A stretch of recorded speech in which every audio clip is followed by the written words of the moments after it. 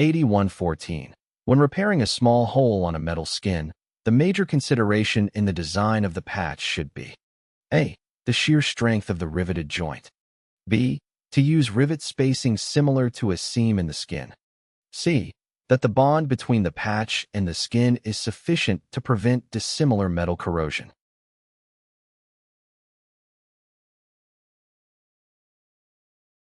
The correct answer is A. The shear strength of the riveted joint is the most important factor in determining the strength of the repair.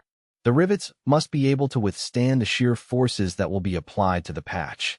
The rivets should be spaced evenly along the patch and should be of the same type and size as the rivets used in the original skin.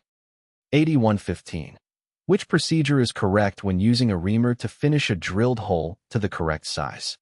A. Turn the reamer in the cutting direction when enlarging the hole and in the opposite direction to remove from the hole. B. Turn the reamer only in the cutting direction. C. Apply considerable pressure on the reamer when starting the cut and reduce the pressure when finishing the cut.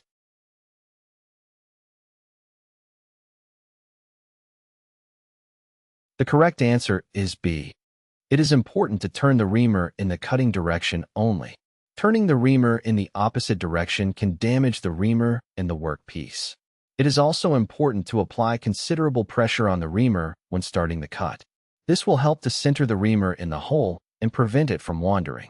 As the cut progresses, the pressure can be reduced. Q8116. Repairs or splices involving stringers on the lower surface of skin metal wings are usually A. Not permitted. B.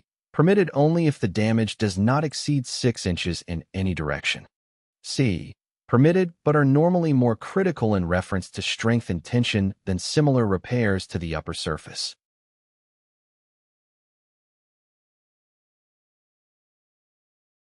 The correct answer is C.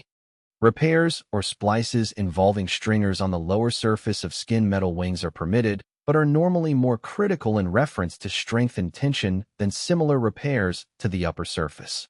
This is because the lower surface of the wing is typically in tension, while the upper surface is typically in compression.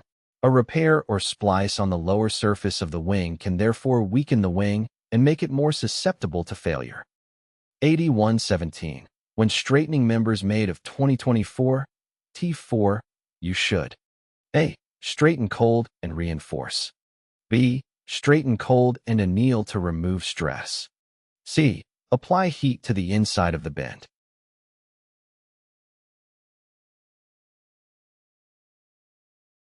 The correct answer is A.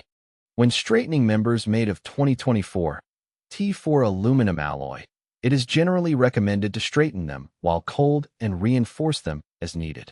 Cold straightening involves applying pressure or bending forces to the member without the application of heat.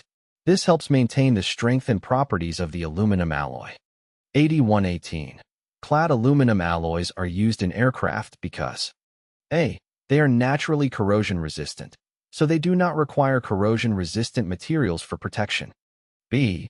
They have surface layers of pure aluminum or aluminum alloy bonded to the core material to inhibit corrosion. C. They are highly corrosion-resistant because an oxide film forms on their surfaces upon contact with air.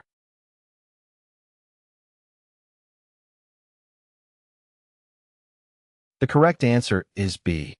Clad aluminum alloys are used in aircraft because they have surface layers of pure aluminum or aluminum alloy bonded to the core material. This cladding helps inhibit corrosion by providing a protective barrier between the core material and the environment. The clad layers are designed to be sacrificial, meaning they corrode preferentially to protect the underlying core material.